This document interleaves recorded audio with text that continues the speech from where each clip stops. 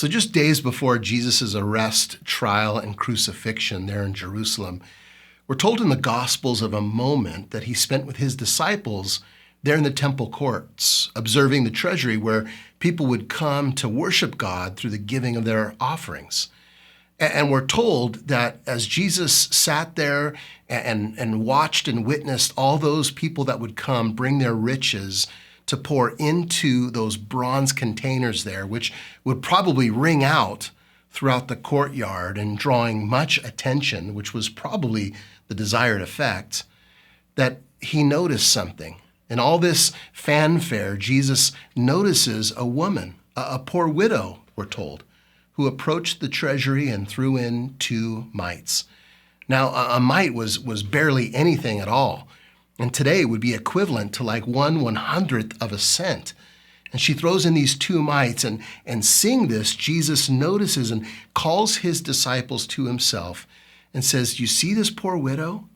She has put in more than all those who had given before her, because where they had given out of their abundance, well, she gave all she had."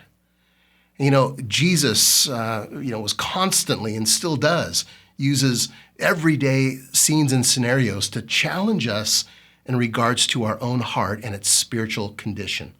And this instance was no different. Here it wasn't about the money or the status or even the recognition at all, but it spoke volumes about what the Bible teaches us about true life. You see, as we are all out there every single day trying to live our best life, well, in all honesty, we can get so caught up in the many things that may distract us, maybe even subdue our minds and attentions, or even, unfortunately, have the ability to draw us away from God.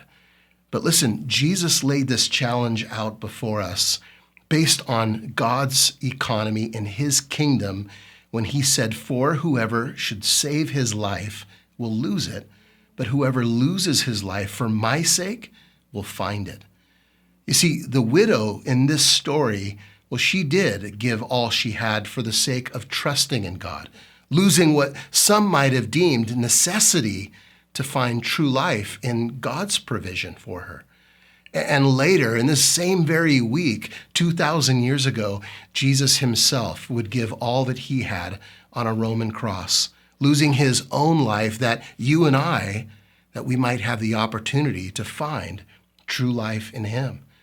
And listen, you might have never, ever given Jesus a chance or even dared to experience this true life that he offers. And I encourage you, ask him into your life today. You've got nothing to lose and everything to gain. And I pray that we would all examine our hearts today. When we, hear these words, we examine ourselves to ensure that our aim isn't just living out our best life, but instead we trust in his true life that he offers through his death and resurrection.